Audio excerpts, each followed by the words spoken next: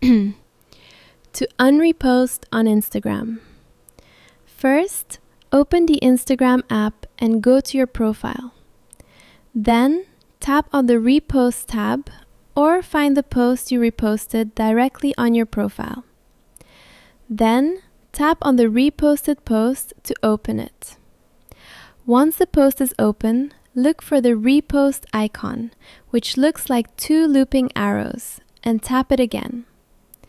Then, confirm the removal if prompted, and your repost will instantly be removed from your profile and no longer shown to your followers.